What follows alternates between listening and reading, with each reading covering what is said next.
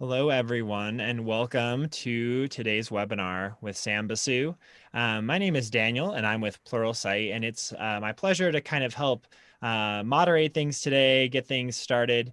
And before we get to the bulk of the presentation with Sam, I just want to take care of a few housekeeping items. So first and foremost, Sam is going to be answering questions at the end. So as you're watching, wherever you're watching, you can just shoot those questions over, and you don't need to wait for the end or anything like that. And then Sam will tackle those at the end of the presentation. One other question that a lot of people ask is, are we recording today's presentation? And we are. So if you are joining us via Zoom today, then we will email you a link to the recorded version of this presentation. Usually we get it out to you in about a day or two. If you're joining us on one of our Pluralsight social media platforms, we're live on YouTube and Facebook and some other platforms. So if you're joining us there, then once the presentation is done today, you can just rewatch it right where you watched it in the first place. So hopefully that should kind of take care of it. If you run into any issues, feel free to send us a chat, and I will try to do my best to resolve them. But with that, I don't want to, waste too much time. I know we're all excited to hear from Sam. So Sam, I'll turn it over to you to take it away. Okay. You still hear me okay? I can hear you great. Yep. All right. Cool. Well, thank you everyone for joining this webcast. A very good morning. If you are joining us from anywhere in the Americas, I'm in the East Coast time, so it's right around 10 a.m. for me. I know where Daniel is and most of the Pluralsight folks are. Salt Lake City, that's Mountain Time, so it's early morning, even a little more early morning for West Coast. So I appreciate all of you joining. My wife is a college professor, so we are kind of juggling schedules throughout the day. So I appreciate the flexibility, and this should be good. So if you're joining us maybe from Europe or EMEA or APJ, very good afternoon, good evening. And thank you again for joining this webcast with Pluralsight. Okay, so like Daniel said, my name is Sam Basu, and today we're going to talk about mobile stuff for an hour. And I have a lot to kind of cover, but what I want hopefully everyone to take away is there are lots of options, and it really depends on how you want to do things, right? So with that, let me start sharing my screen.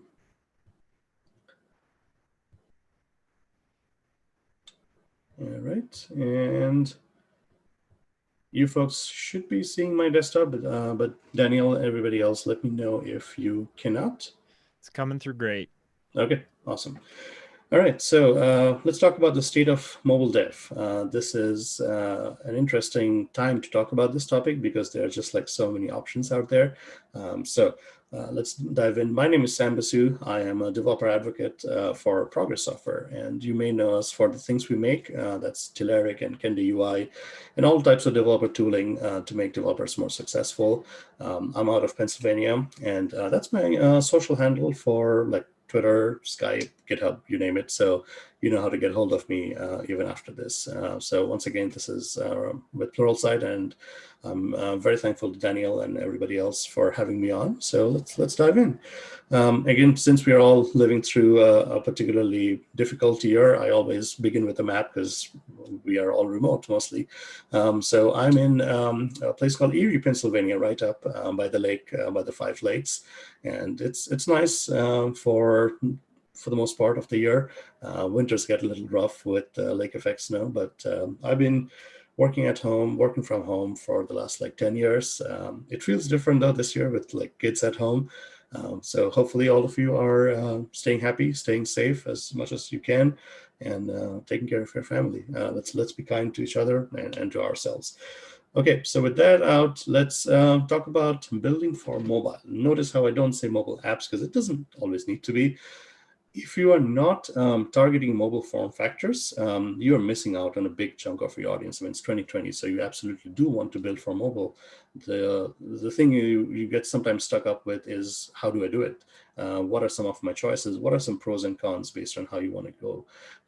Also, just so you know, I'm planning on probably doing like 20-25 minutes of kind of speaking through, kind of setting the stage. You're going to see me jump through a lot of different technologies. That's not to kind of confuse everyone, and maybe not everything applies to you and your technology stack, but just keep an eye out on what else it might do. Because again, I mean, we're living in a world where we want to code share.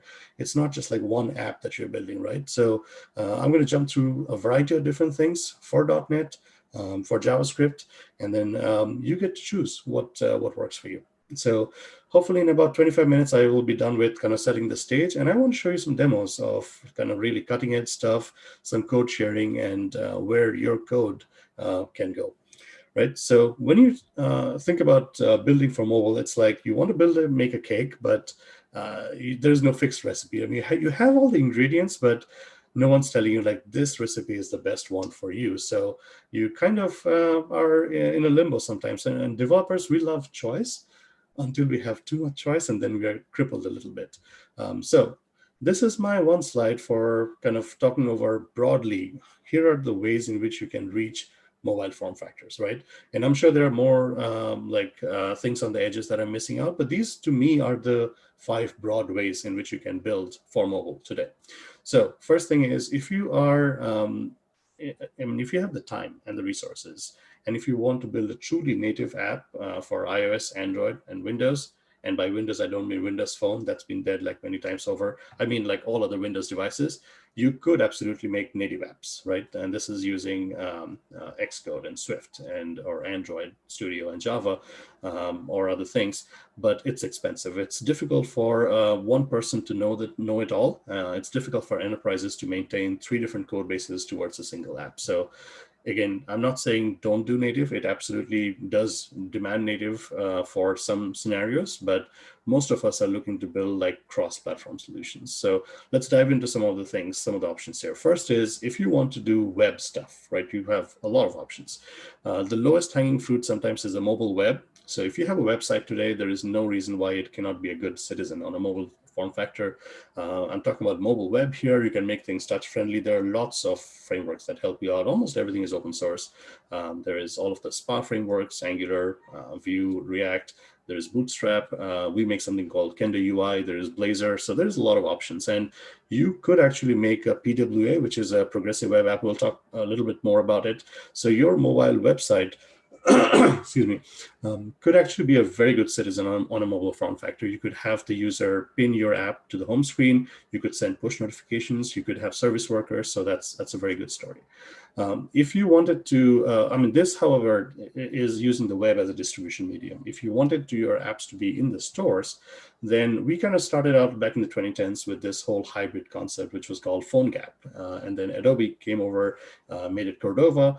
And it's still, I think like 2 to 3 weeks back, Adobe said we are stopping support for it, which doesn't mean it's dead, but you should probably look elsewhere. And it was a good use case, especially if you had like a line of business app, simple app that you want to build. So you're using web technologies and you're just packaging up the app, putting it out in the store, and there are frameworks that help you out. So that was the start, but the problem is it's not really native. It's running inside of a web shell. But then in the last few years, we have really grown on this concept of JavaScript native apps, which is great because you are using JavaScript or TypeScript and web technologies like CSS and whatever else. And now you get to build truly native cross-platform apps. And there are, again, open source frameworks that help you out. There's something called NativeScript, which works with Angular, Vue, a little bit of React as well. There's obviously React Native. So some of it comes down to like, what else are you doing? Are you using React for web applications? Then it makes sense to pick up React Native. So that's all the web stuff. And then if you want to do .NET or higher level languages, Xamarin used to be like an easy thing to jump onto, and it still is, but there are some options now. So Xamarin lets you target multiple platforms, which we'll talk about. There's Uno platform, there's Flutter. So all of these are choices for you to make. The good news is no matter what you pick, the technology stack is mature enough. You have good API access to any native platform. Your tools of the trade have become really, very polished. So you will be in a good place. It comes down to what do you know and what do you want to maintain going forward. right? So that's my 2 cents on how to build native apps or mobile apps today. So you're going to see me do kind of two different dives into technology stacks. Let's start with .NET. My background is mostly .NET with a little bit of JavaScript to be dangerous. And then I'll talk about JavaScript. I'll talk about some more tools as well of our trade. So let's talk about .NET real quick. This is .NET as we know today. The purple .NET framework that's been around for 17 years, very mature, not dying anywhere. It's going to be fine. All of your desktop apps run fine and your web apps run fine. .NET Core is lean, cross-platform, modular, runs everywhere, which is great. And a port of .NET was called Mono, and that's about 15 years old as well. Xamarin was an acquisition from Microsoft back in 2016, and Xamarin is a very important piece of this puzzle because this is what lets your .NET apps go to iOS, Android, and Tizen, and all of the places, right? So it's a good story. And then the tools, like I said, it's not just Visual Studio on Windows, it's on a Mac, it's on Linux, everywhere you want. So that's .NET today. I'm sure you have seen these couple of slides from Microsoft. This is .NET evolving by the end of this year, November, where they have the .NET Conf coming up. We will see .NET 5, which is essentially a unification story. So you saw a little bit of fragmentation, and they just want to take the best of .NET Core, best of Mono, put it all together. So the user, the developer doesn't care exactly which runtime you're picking. It just depends on the type of app you're making, and the tools keep getting more polished. So it's a good place to be. Let's talk about Xamarin real quick. Xamarin really makes it easy. And I've always appreciated how the Xamarin folks have defined what is a native app? When would you call an app native?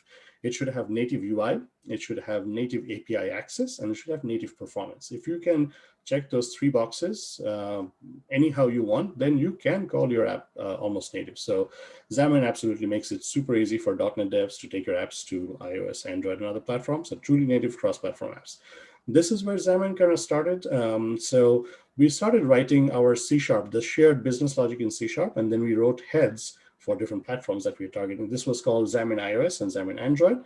Still a legit solution, but you do have to know some of the native bits as you're building those heads by hand.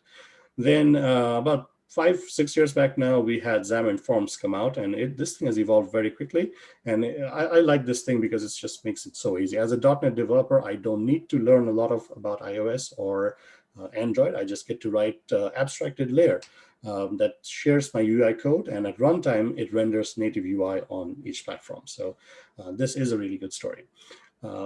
We do have complete access to everything. Like our phones are loaded with sensors, so you have complete access to all of the sensors. There is like one library. We used to have a community-built set of libraries, but now it's just one from Microsoft. They are quite careful in doing some tree shaking. So if you use just like one API, they don't give you the whole thing in your app package. So Xamarin Essentials gives you access to the whole API stack on iOS, Android, and everywhere else that you want. So Xamarin is a very good story. And I think like Xamarin Forms is almost, I want to say that's where you should start, because that's the easiest thing to get into. And then if you want to do something specific for like iOS, you can always jump in and do that. It's not getting in the way of doing native stuff. Now, along with that come a few things, because essentially when you do Xamarin Forms, you are writing C# and XAML as .NET developers. Some design patterns are important, and they really help. MVVM is model view model. Some of it is actually baked into the Xamarin Forms stack itself in how we organize our code, how we have our models, views, and how we render things. And how we communicate between them. But if you wanted like the next level up, there are some frameworks that you can pick up, MVVM frameworks like MVVM Lite, Xamarin Cross, Prism, they're all here to help. And no matter what you do, I don't think this is entirely accurate anymore. You don't have to do JIT anymore for Android. I mean, you can do true ahead of time compilation. It is truly native app. It's compiled down to native binaries. There is nothing get in the way of performance as long as we are doing things right. And everything is open source. Microsoft does love open source, and there is no barrier to entry. Xamarin used to be a little expensive on a per developer, per platform, but ever since like 2016, everything is free. There is no barrier to entry. Visual Studio community onwards, you can have access to everything. So yeah, it's a very open, rich ecosystem that you're coming into. There are lots of partners that write tools and UI for Xamarin. So it's a good place to be. Now, Xamarin Forms, since it has been open source, it does open it up to kind of taking it places, we have these little pieces of code called renderers. So when we are sitting out here in the shared UI code and we write a piece of abstracted XAML to say, render me a drop-down list or a list view, then that renderer takes that abstracted UI and renders native UI on top of it. So the community has stepped up, and we have written renderers for other platforms. So like very smart folks have written renderers, and Microsoft is happy to take those PRs in. So we now have Xamarin Forms powering UI on macOS, GTK Linux, Tizen. This is something Samsung makes. If you're using a TV or a smart TV or a refrigerator that doesn't run Android, it's running Tizen. So all of that is very welcome. You can do WPF, and in a way, you can do web as well. So this is one thing I used to share. I think this is evolving a little bit. Apple has the same issues with their app stores, not on iOS. Everyone wants to build for iOS, but the Mac App Store is it's kind of a niche thing. It's only for people who care about desktop apps. So they had an internal code name called Marzipan, which they were trying to get iOS apps to run on Mac. And I think they have like half a dozen of those apps running. The good news is all of those iOS apps can be written with Xamarin. So you just have a brand new set of users to reach. And it takes a little bit of adjustment. You have more surface area, but it's not difficult to make your iOS apps run on a Mac. And this is just out of the box. And you can absolutely do Xamarin Mac or Xamarin Forms UI or I guess like Xamarin Forms on a Mac. So there are multiple options for reading desktop things. You are starting to see dual screen devices quite a bit. I think the Duo first came out. There will likely be a Surface Neo. These are all like dual screen devices. And again, Xamarin Forms is very welcome. You do have brand new UI paradigms as to how you present your content and how you use that extra surface area. And there are solid docs that can help you get started towards building these experiences. Now, this is Xamarin Forms as it stands today. It is evolving a little bit. So what I called Xamarin iOS and Xamarin Android, where we are writing the native UI separately, that is just going to become a part of .NET. That's .NET for iOS and .NET for Android. And Xamarin Forms evolves into what's called MAUI, which is a multi-platform app UI. It's a nice catchy name they came up with. This is going to be, we're going to start seeing some previews of this year, and I'll try to show you some code. And this is going to hit or be production ready by the end of next year, actually, with .NET 6. So it's got a little bit of runway to go to make sure we do things right, but this is the evolution. It's truly cross-platform native UI, and we are targeting iOS, Android, Mac, and Windows. So again, lots of confidence in the tooling, and we are actually opening the funnel a little bit, so more people are welcome, not just like C# devs. In terms of platform support, I mean, you can expect the same things that you do from Xamarin Forms today. They're cleaning up a lot of things, making it easier for the user to have a single project where you can deliver code to all other platforms, and they're kind of fine-tuning the dev process, tightening the dev loop a little bit. So these things are very welcome. And also with MAUI, you are also seeing another design pattern come in. This is the MVU, which is kind of popular with the Elm folks. This is model view update. A little more simpler. We don't have as many middlemen, and it's one-way data binding, but in a way, the model is the one that drives the state of the application. And you have anything that changes on the UI, you update the model, and then the view takes care of itself, right? So this is a new way of thinking. There is actually kind of a startup project on GitHub called Comet, and it shows you the fundamentals of what MVU can be for MAUI, because essentially we want folks who are used to like React Native or other web technologies to be able to come into Xamarin Forms and use the same renderers to write Xamarin Forms-based applications that are cross-platform. So I'll try to show you this. There's also, this is just Xamarin. Let's talk about the other parts of the .NET ecosystem. There's obviously Universal Windows Platform, and this is universal within all things Windows. So you can't go to iOS or Android, but you can target everything else like Xbox and HoloLens and Surface Hub. This is evolving as well pretty fast. There's a project called WinUI. It's still in preview, but we are hoping by the end of this year and early next year, we're going to start seeing that come together. This is an end-to-end XAML and C# UI stack that's lifted up from Windows. So it does not have to depend on the Windows update cycles. It's by itself, and it works across all modern Windows devices. So this is a good, happy place to be. Let's talk about a few more options. Uno platform. This is a bunch of folks up in Montreal, Canada, who are very smart. And essentially what's happened is XAML is a little fragmented because it's just a markup language and each platform takes it and does its own thing. So the XAML that we write for Xamarin Forms is very much catered to mobile devices. And it's quite different, actually, in some ways to like WPF XAML or Windows Presentation Foundation XAML or UWP XAML. If the Windows XAML is what you want to do, then Uno platform is an easy solution. They essentially have the same concept. They have renderers. They are using Mono and Xamarin under the covers, but you can write Windows XAML and they'll take you to iOS, Android, and WebAssembly, which we'll talk about. So again, if that's the XAML you want to write, Uno platform makes it really easy. Now, I don't know if I'm showing my age, but I used to do a lot of Silverlight, and you might be hurt or angry if you did that. Yes, the whole plugins model is not going anywhere. But those of us who did, like now we're talking right a little bit outside of mobile, because now we're talking about like other platforms like web and desktop, right? So how do all of these things mix and match? So the dev experience was really nice. So could we get XAML back on the web? Well, in a way, there are some options here. And all of this is powered by WebAssembly, which actually has interesting implications for PWAs on mobile devices. So this is an almost assembly-like code format that the browser can execute at runtime natively. So it's just like JavaScript engines do, but you can have C and C++ and Rust and C# compiled down into WebAssembly, which opens up a lot of different avenues as to how your code can run natively in the browser. So you may have heard about Blazor. Again, we're talking mobile here, but we are showing all of the mix and matches here. Blazor is an ASP.NET thing. Blazor can be completely server-side, where it's maintaining the DOM on the client side with a Signal and R connection, or Blazor can be completely WebAssembly. Starting like May of this year, it can run completely on the browser by itself. So you're writing C# front and back, and you actually can write native Xamarin apps through Blazor. Like if web is what you want to do, and you don't want to know the Xamarin Forms under all of the stuff underneath, you can just write Blazor. And of course, like Blazor applications can be very good PWAs. Blazor applications can also be put in an Electron shell, and they can be desktop applications, right? So a lot of choices, and that's not a bad thing. Okay. So I'm 23 minutes in. I think we are doing okay. So let's talk about the JavaScript side of the family, because again, a lot of you write JavaScript. So what are your options? Again, a lot of options. Like I said, PWAs, this is something that Google started pushing. Microsoft is all in behind it.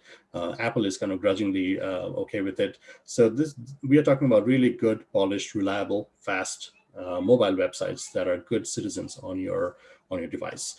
So there are lots of help. There is PWA Builder. This is from Microsoft and from the community. There's Lighthouse. There are lots of frameworks. Almost every framework like Bootstrap, Angular, Blazor, React, they will let you write PWAs. Essentially, what it comes down to is a manifest file. So you declare to the browser that I'm not a regular website. I can do special things. And I need some storage like cache, and I need some JavaScript that runs as a service worker. So you set up those things, and then it's just a website. So check out PWA Builder. The promise is you should be able to take almost any website and make it a PWA. It's questionable whether every website should, but you can start. And they kind of walk you through exactly how you write a manifest file, how you write a service worker. So this is a good place to be. I mentioned Cordova. Probably end of life. You probably don't want to do a greenfield project, but it's still out there. It's using HTML, CSS, JavaScript, packaging it up, putting it in the App Store. There are frameworks like Ionic, which help you out with writing hybrid apps. And I mean, Ionic can also help with PWAs, but there's a lot of help in that ecosystem as well. You have complete API access. Let's talk about the JavaScript native side of the family a little bit. NativeScript, this is something I'm fond of, partly because we started writing it, and it's completely open source. And now the community maintains it. It's native iOS and Android using JavaScript or TypeScript with Angular, with Vue, or you can do like straight up vanilla JavaScript as well. It's CSS, JavaScript, web stuff that works really well. Okay, React Native, this is really good. This is the JSX model in which you're writing HTML and JavaScript together, and it's rendering native UI when you actually run it. And again, truly native apps for iOS and Android. So good story. If you are writing React for the web, you have opportunities to share code. Same with NativeScript. If you're writing Angular for your web application, you can share code with your mobile app as well. I mean, the routing, everything can be shared. Okay. Yeah, I'm running a little short on time, so let me get going, and then I'll get back to, I'll save like 10 minutes at the end for Q&A. Okay, if you have doubts about React Native, just take a look at all the different apps that Microsoft actually writes with React Native. These are all mobile applications, iOS and Android, written entirely with React Native. So you're in a good place, and all of this is very welcome inside of Visual Studio for Code, or VS for Mac. It's all good. Okay, Flutter. This is a thing from Google. If you don't want to do Java, then you can do Flutter, in which case you're doing Dart. So maybe not all of us are knowledgeable with Dart, but it's not difficult to pick up. And you are doing a lot of painting of pixels using Skia Sharp, but it is native and it's extremely fast. So take a look at that. And you can also do web and desktop apps with Flutter.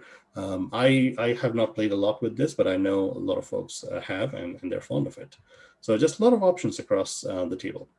So we talked a little bit about .NET. We talked a little bit about JavaScript. Let's take a look at a few other kind of necessary things for mobile developers, because we are talking about state of mobile dev, right? So maybe you've picked a technology stack, maybe you're happy, and now you have started building your app.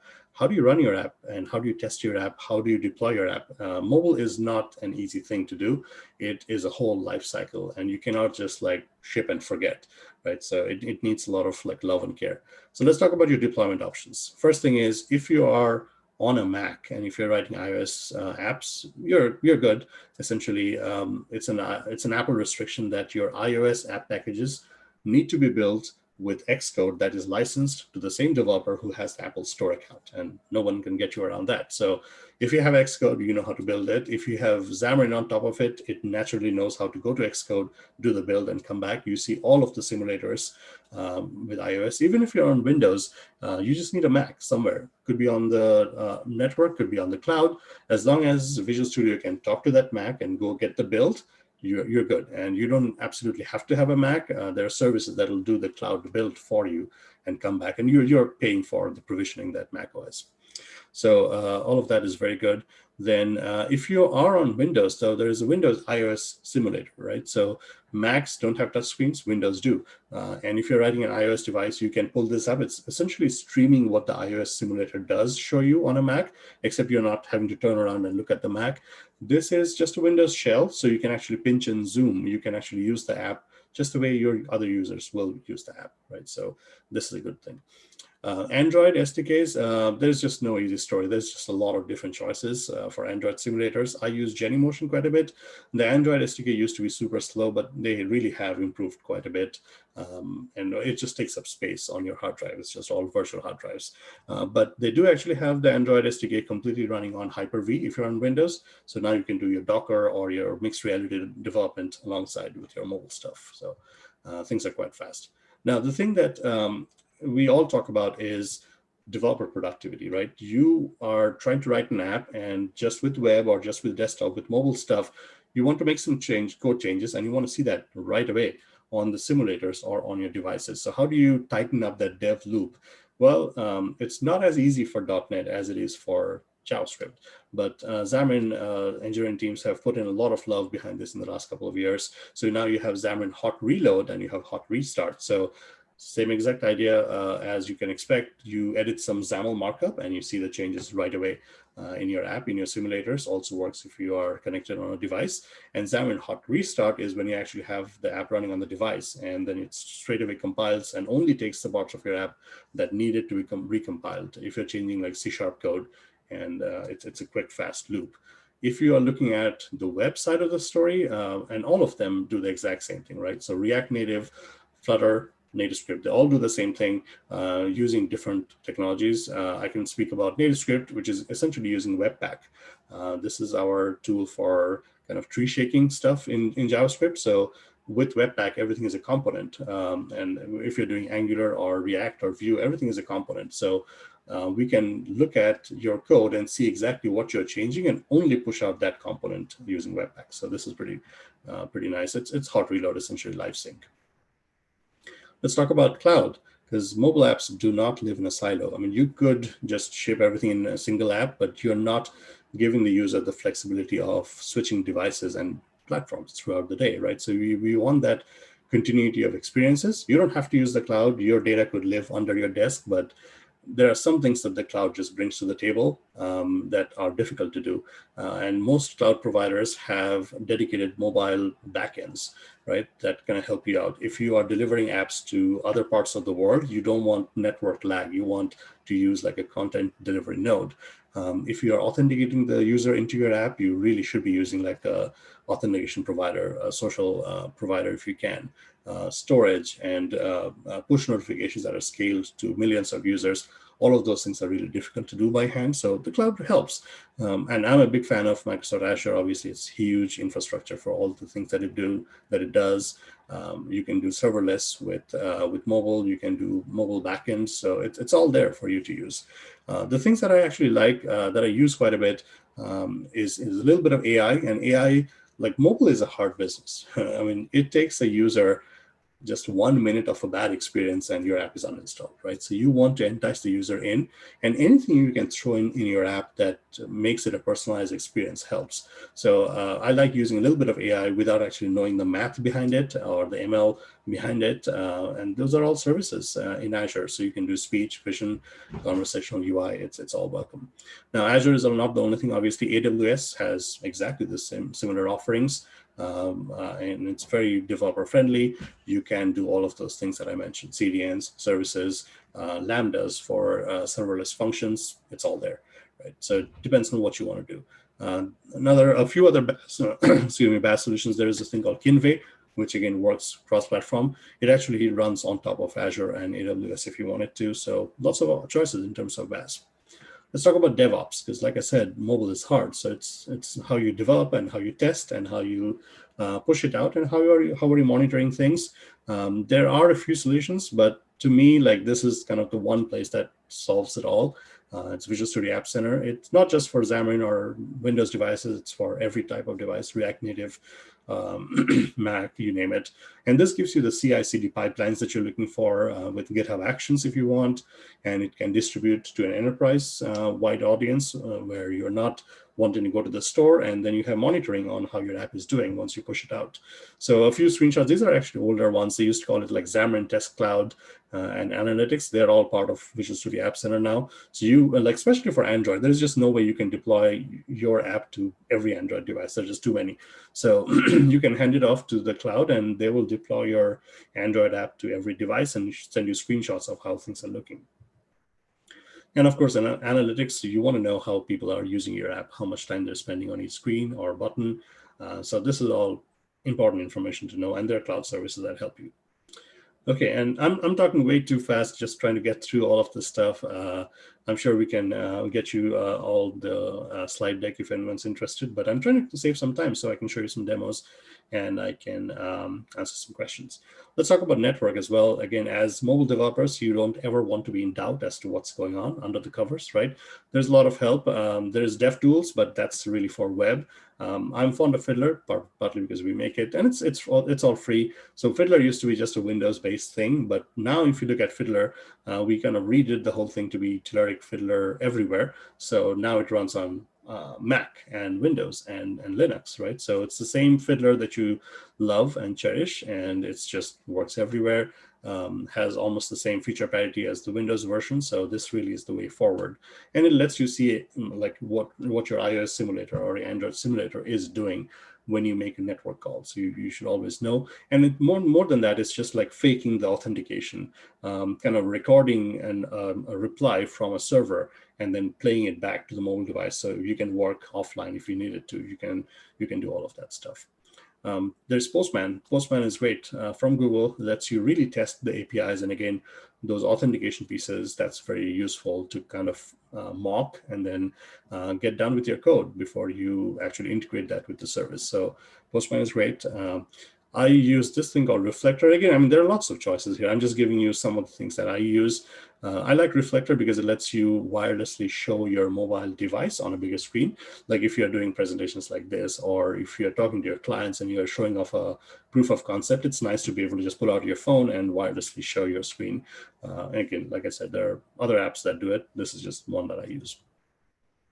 Okay, and just a quick mention, there's a lot of help. I'm going to show you like two things that we do. When it comes to app UI, this is difficult business. You don't want to do everything by hand because it takes a lot of time. You sure can, I mean, if you have the resources, but pick some UI that really works well for you. And I'm going to mention the things that I am involved in. Like we make all of the Telerik suite for all things .NET, and that includes UI suites for Xamarin, for UWP, for WinUI. But this is all of your .NET tooling, and then we also make Kinder UI, which is again for all things web, and it's an example of how the web has evolved in the last few years. We started out purely as a jQuery-based library, but now we make components for Angular, React, and Vue. But again, I want to be very clear. Like, look around.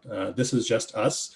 Pick a framework that works for you. There are other companies that make similar things. It should be all about your comfort, and a framework, a UI framework that you pick should really serve your needs more than anything else. Okay. So I've talked for about 35 minutes. Let's jump into some code. And before I do that, let's see if there are any Q&As I can answer. You're likely seeing my screen here. With capacitor, is Ionic still considered a hybrid tech? I do not know. I do not know about capacitor. I can look and I can get back to you. I really have not used capacitor. Ionic, they started out with hybrid, but I think they also do, they see the writing on the wall as well. They do PWAs, so it's not all hybrid. I joined late, missed the recommendation on Blazor. Yeah, Blazor, you can use Blazor for web. You can use Blazor for mobile apps as well. I can actually show you that real quick. Is there a really need for writing a native app instead of maintaining a single code base? Like, okay, so yes and no. It all depends, right? So if you know that you have a solid need for a really native app, like if you're doing a game or something and you just want to cater to iOS, by all means, go ahead and do that. You are closest to the metal. You have the best possible experience, but it is just hard. I mean, the moment you just target one device, one platform, you're leaving a whole set of users on Android or vice versa, right? So if you can write a cross-platform solution, absolutely, that's what you want to do. But I mean, I'm not against native because I mean, that does let you get down to the core of it and deliver the best possible experience at times. So it depends on what you're doing. For the most part, like for most end user applications, you should be okay with the cross-platform solution. That's a little bit of abstraction, but still runs native, looks native, so why not? Okay, so I'm going to stop here and try to go into some code.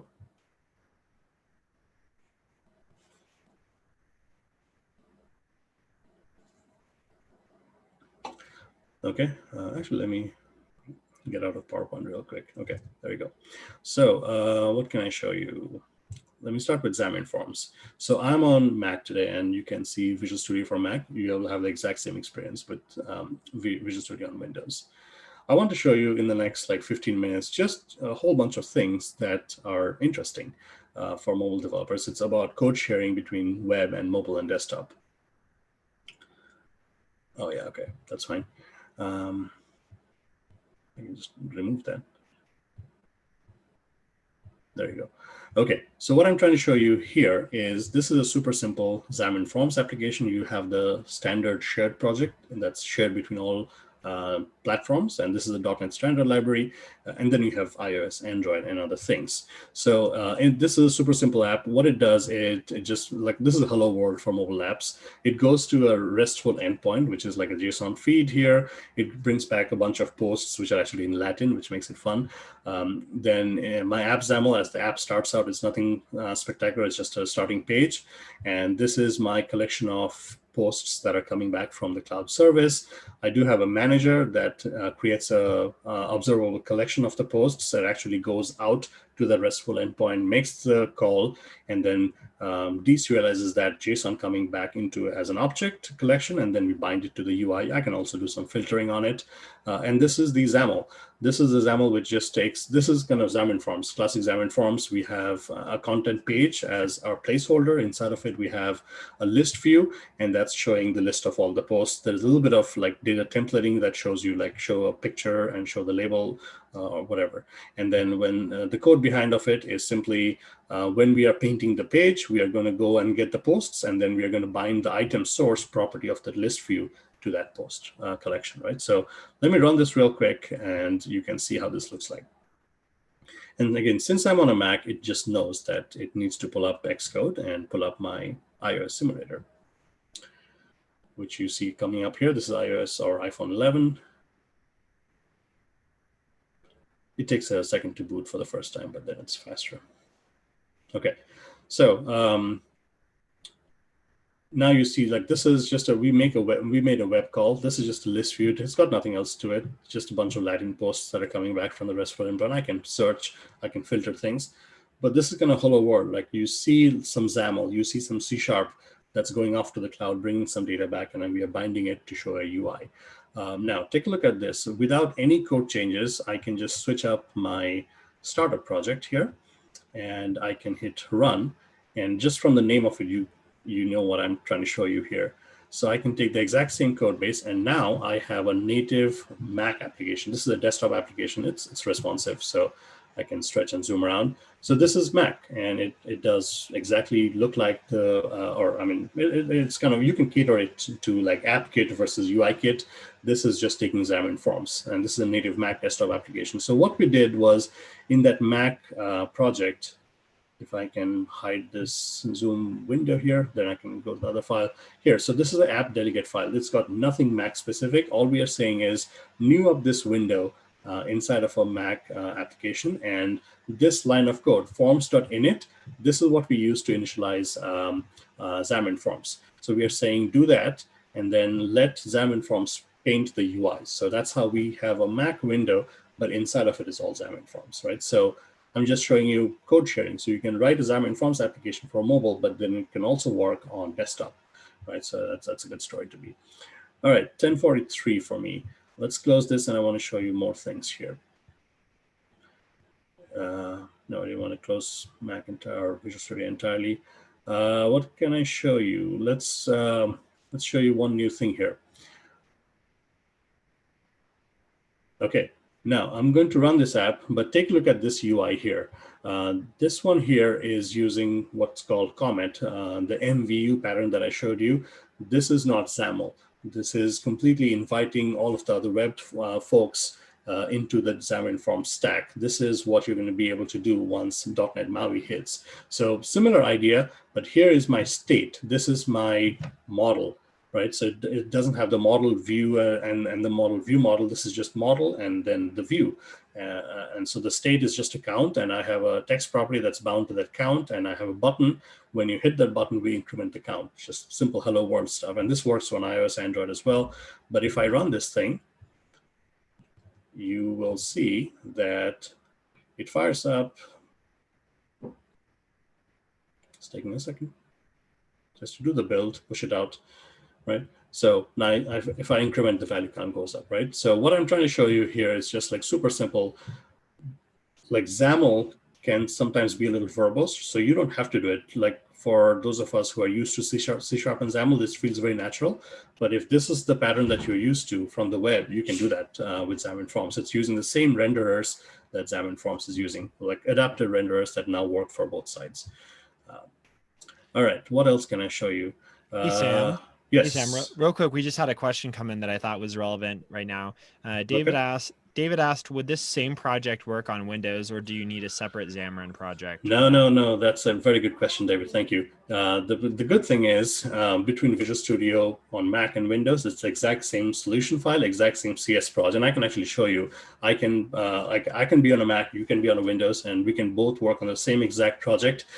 If you're on Windows, then you can do UWP, and if I can, time permitting, I'll show you WPF. So it's all seamless. You can just keep on adding more and more platforms to support.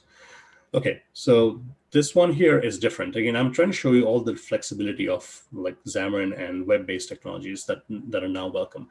This one is using Blazor, and what I'm using is something called experimental mobile bindings for Blazor. So you'll see I have a NuGet package that's catering to that. This one here, the app.cs, does not look like a excuse me, does not look like a Xamarin app because it's really not. It's kind of looking more like an ASP.NET application. Then in here, go away, the zoom little thing is in my way. So let me minimize this. There you go. Right. So in here, I have my Hello World Razor. So this is not really XAML. This is almost like a Razor syntax that you're used to from ASP.NET. This is Blazor code. Is it WebAssembly? No, no. This is all running on top of Xamarin Forms, right? So essentially, it's using the Blazor syntax for syntactical sugar. You're writing the UI in Blazor, but it's all Xamarin Forms under the scene. So this one's a label. This one's a stack layout. Notice how this like post. I'm doing the same exact application. We're going off, fetching the posts, and then the post. Let's see, where is it? Post list.razor.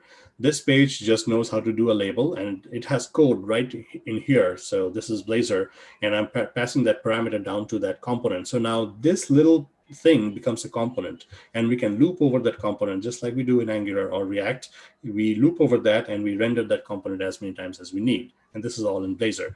So let me quickly run this thing.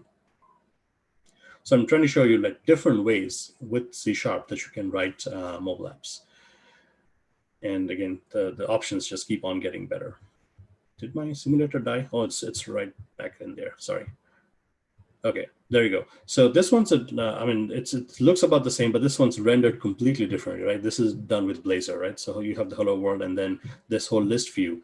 Every one of them is a component. That's a Blazor component. And you can code share that with your web components that's coming in. So just more flexibility for devs. Okay. Let's see if there's anything else I wanted to show you on VS for Mac, and if not, I can switch to other stuff. Yeah, I think that's all I wanted to show, but bear with me here. This is going to take a second, and essentially what I'm going to do is pull up Windows, right? Good old Windows. I use Parallels as my VM. Lets me run full Windows. Yeah, I mean, the fan keeps going on because you're stressing the system, but it works for the most part. So this will actually, I'll try to answer David's question here. Just trying to show you the flexibility of what is possible. And while this thing is coming up, let me show you what that thing was that I just showed off. This is called experimental mobile Blazor bindings, right? So it's taking Blazor and letting you write native Xamarin Forms applications with it, right? So take a look at this if you want. Okay, so I'm on my Windows and I have 12 minutes left. Okay, so let's see if Windows will cooperate with me. And I'm going to pull up VS 2019. I do want to show off a little bit of JavaScript stuff if I have time, and we should in 12 minutes. Maybe Daniel and folks, maybe we take the full 12 minutes and then I'll, if you folks can stick around for another 5 minutes, I'll answer some questions. Okay, so I'm going to take a similar app. I don't think it's the exact same thing that we saw on Windows for the list of things, but same idea. So we'll let Visual Studio load up this solution here.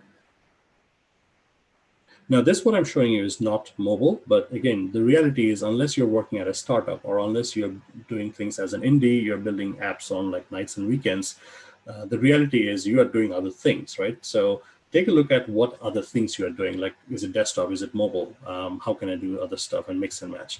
So let me go ahead and run this thing if Visual Studio is up and running. And I'm going to fire this up, and then I'm going to walk you through what it's doing. Okay. So it's still loading up. Okay, what you see here, this is actually a native WPF app, right, running on Windows. It's putting back that same list of like Latin posts that I showed you. So this works on desktop as well. And essentially what we did here is this solution, this is the same Xamarin standard solution. There's nothing spectacular about this. We added another head. We added WPF, and this one has some NuGet packages that give you the renderers. So in my XAML for WPF, we essentially ripped out what WPF would normally do. Instead of saying WPF app, we'd say it says forms application. So we do want Xamarin Forms in there. And in our code behind, all we're doing is forms.init. So we are initializing Xamarin Forms and letting it paint a WPF app. So again, just more power, more options to you. Let's do one more project solution. I'm jumping through a lot of things, just trying to show you all the things that are possible, which is exciting. Okay, one more thing, and then we'll switch back to JavaScript. Let's talk about Uno platform real quick. So again, what I'm trying to show you is just a template that you can go and download from Visual Studio extension or template marketplace. And then you can do file new project Uno platform, which is very similar to what Xamarin Forms does, except they just do it with a different XAML. And they will stretch it to iOS, they'll stretch it to Android. But when it comes to going to the web, like WebAssembly, I think Uno's implementation is probably the best at this point. So once this loads up, I'm going to fire this up. Start with our debugging.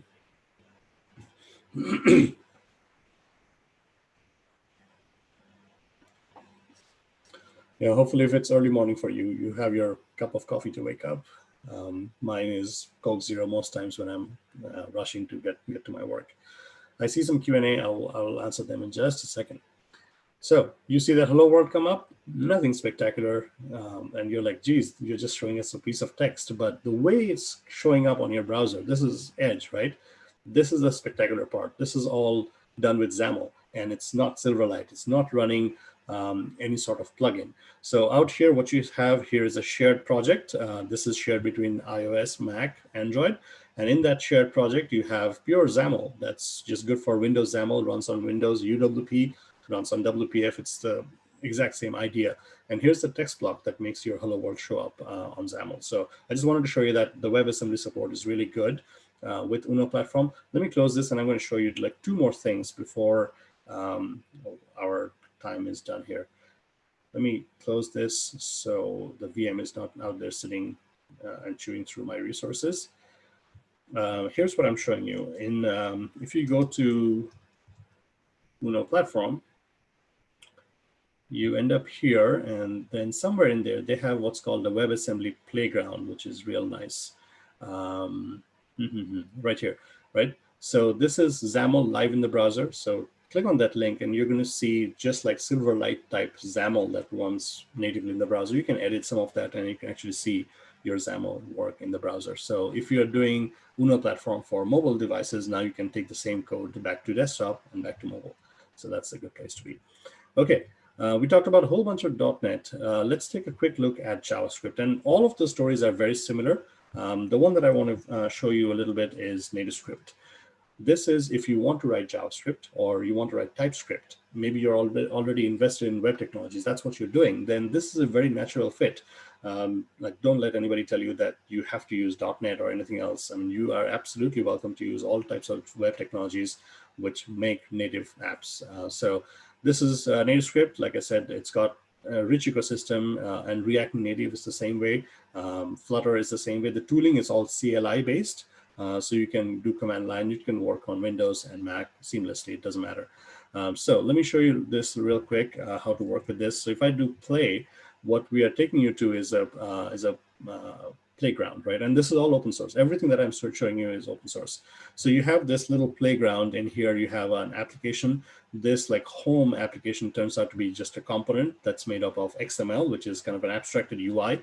Then you have some JavaScript. Then you have some model code, and that's it. So you get to see here like what happens if you can use it with Angular.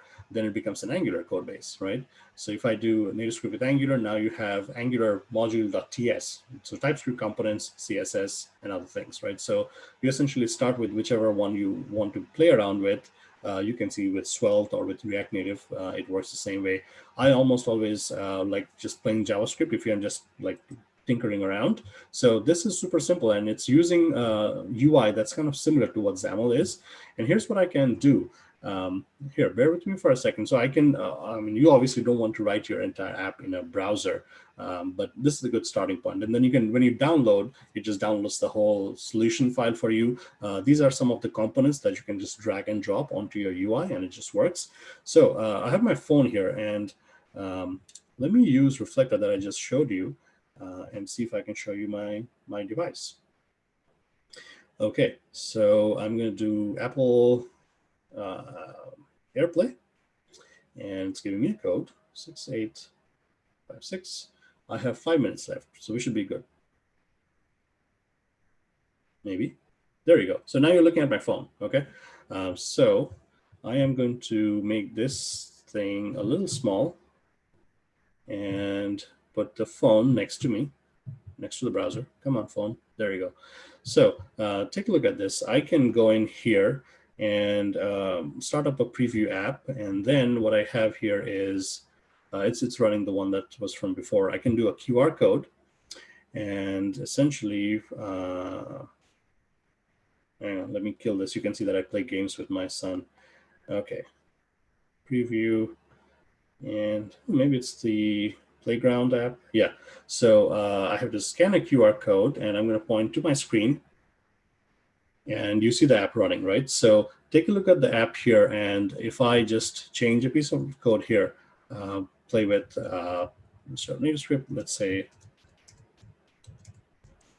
Pluralsight, and stop, and then I just hit save, control save, you see that thing come up. Sorry, but the spelling mistake, geez. If I can just type today, there you go, Pluralsight. So really fast dev loop, and I'm just doing this from my browser on my phone, but envision this, like there are CLI tools that'll just do a preview on your device. Doesn't matter, could be on a device, could be on a simulator. It's a very quick loop because it's using Webpack and it's using all of these stuff. You will have the exact same experience with React Native. You will have the exact same experience with Flutter, which uses a lot of C#, which I don't have the time to show you. But what I'm trying to say is all of these JavaScript frameworks do about the same thing. And the tools are really polished. So literally just choose what works for you. All right. So let me see. Where am I? There, I have some questions, which I can get to in just a second. Let me see where I was with my slides. Okay, where was I? Yeah, we were right here. Okay, so we talked about some demos. We jumped through a bunch of things. Hopefully you see the promise of some of the code sharing of the tech. We come back to this slide that we have kind of began with. And the point is you have rich tooling, no matter what technology stack you choose. And what you're looking to have is code reuse. It's not just mobile that you're building. Maybe you want to hit PWAs and be done with the day for the day with targeting mobile devices. That's perfectly fine. Maybe you want to write JavaScript native, or you want to write desktop applications with your mobile thing. It's all about code sharing. It's picking the stack that really works for you. I'm here to tell you that it really does not matter a whole lot. Every stack will give you access to the APIs and polished tools. So really pick what works for you. Couple of Microsoft slides to end with, or this one in particular. We are living through a really difficult year for a lot of folks. So please take care. And again, like with software, with the tools that we have at our disposal, we can change the world. We can make things a lot better for a lot of people. So let's do our best to make amazing mobile apps that delight the user. And again, lots of love for all of you. Again, let's be kind to each other. Let's take care of ourselves and our families through this difficult year. And I think that's all the slides I had. Hopefully this was somewhat helpful in just showing you all the different things you can do with mobile technologies today. Like I said, that's me again. So let me stop right here and go into Q&A. Will your demo code be available to download? I can work with Danielle and Pluralsight to make it available, but I can also like that GitHub handle, like, and if I don't have it latest, I can push it out. But yes, you can have access to the demo code. Absolutely. I can push it out to GitHub, and I can work with Danielle and Pluralsight to make sure, like, if you get a link to it, you can also have it that way. Real quick, yeah, if you want to provide us a link, we can include that in our follow-up email that you'll get in the next day or two, so we can make that easy. Okay, given the unsupported nature of TFVC, what is TFVC? Connecting source code repo using VS 2019 Azure repos extension? I don't know. I don't know what exactly you're asking here. Why use Xamarin Azure Pipeline for Android app? I'm not quite following, but I mean, that's my Twitter handle. So if you can clarify a little bit, please, what you're asking, I can try. Joseph is asking, does Uno have support for drawing a web canvas? I think they do. A lot of the WebAssembly rendering that you see is using standard web stuff like div tags and HTML. But I think like for some things like a graph or something similar, they might be painting on a web canvas. So I'm not entirely sure, but I think they do.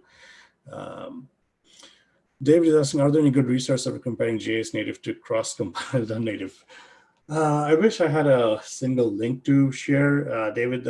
It's complicated. I think they have done a lot of benchmarks, like all of the frameworks, like NativeScript, React Native, and Xamarin. They all have performance benchmarks that kind of show you, like if you just did a Hello World app, you have how much is your app package size, how long is it taking to render that. So there is no one place, but if you do your research and your due diligence, I think you can find some comparable numbers. And yeah. Oh, I see. So TFVC is Team Foundation version control, specialized version control. Yeah. Yeah, sorry, I don't know much about this at all. I have used TFS before. I don't know what the latest TFVC thing does and how it works with Azure. So sorry. If you follow up with me, I can try to find out more. I mean, I know a lot of folks who work on Azure and Xamarin, so I can maybe hook you up with somebody from the engineering team that knows. Okay, what level of support do native technologies have for SVG and CSS animations? What about HTML5 video element? Okay, so when you say native, like if you are really writing a native iOS or native Android app, you can do all of that. But if you are writing it from a web shell, I mean, HTML5 videos, that's been done. Like, so if you do like the whole hybrid thing, we used to do HTML5 videos embedded, and now you can have it even better because now you're not using the web shell. You're literally painting it on a canvas. But what it comes down to is, I mean, I see what you're asking here, Levent, Oz here. If you have a HTML5 based video, how do you play it on a cross-platform thing? So this is where you actually, if you don't have an abstraction of a UI code or a UI component that you're using, you will have to find the corresponding one for iOS and Android and find something that plays the video that you're wanting to play. And keep in mind, even if you're doing native or cross-platform abstractions, nothing is stopping you from putting a web shell, like a web browser shell in it, and just playing HTML5 video. You can do that. But if you want like a real native HTML5 video player, you will have to look into like what does iOS and Android offer in terms of yeah, playing videos. Okay, I think that's most of the questions from. Okay, maybe one last question here. I want to watch out everybody's time here. Joseph Banta is asking, as an architect managing, excuse me, couple of teams when picking a technology framework to underlie our app, I try to pick a tech that I know would be around for having a good community behind it. Absolutely. Do you monitor market share for any of these techs? I can't give you exact market share numbers, but I know like a lot of .NET developers who want to use Xamarin, that's a huge share of folks who want to take it cross-platform. And the good news is, like as an architect, again, like you said, you want to invest in something that's going to be around, and you have the confidence. With Xamarin, you will absolutely have the confidence because it's becoming a part of .NET. If it already wasn't, it's all one company, one Microsoft that makes it, and you will just have more confidence going into .NET 5 and .NET 6. The other web frameworks, you are, again, I mean, if you're doing React Native, it's Facebook. If you're doing NativeScript, that's an open source project. So nothing is going away. It all depends on how rich is the ecosystem. Like, do you find all the plugins? Do you find all the components that you're looking for in your app that you don't want to write by hand? If you find all of those things, like do some research, and if it serves your needs, I think none of this stuff is going away. So you should be in a good place. Okay, Shivraj Patel, is it more better to use Android development with Android Core and iOS Xcode instead? It really depends, yeah. If you do native, then you have, yes, you're native, you're great on a single platform, but you will have to maintain multiple code bases, like we said. So all of these things, React Native, Cordova, Xamarin, which we talked about, these are all cross-platform technologies. So it really comes down to what exactly you are trying to do. What about push notifications on non-native? Oh, this is good. This is taken care of, Abraham Hyatt. If you use just about any, okay, so all of the native platforms will give you ways to do push notifications, and then you can integrate those things with Xamarin, with other abstractions. And then if you use a cloud provider, that becomes even more easier, because then you have like one place, you don't care. The push notifications can go to native, can go to cross-platform solutions. You have one place to kind of push out your stuff from. So yes, I mean, this is taken care of, so you should be in a good place. Okay, so we are 5 minutes over, Daniel. I think this may be a good place to stop. Like I said, that's me online. If you need to get hold of me, let's keep the conversation going. I want to learn from everything else, how people are doing stuff, so I can I can also adjust, and I can see the light one way or the other. So I want to thank all of you again. I know we are all in different time zones. We are likely at home, so please take care. And let's try being as productive as we can. We are juggling a lot of things, but I appreciate your time. You spent an hour with me. Hopefully you got something helpful back. So with that, I'm going to stop. Daniel, how about I stop sharing? And Yeah, that sounds good. yep. Thank you so much, Sam, for taking the time. So much content covered. I feel like this could have been 3 hours long, or or more. So I know everyone's really excited. There's so many good questions that came through. A couple quick things, housekeeping wise. I dropped a link into the chat.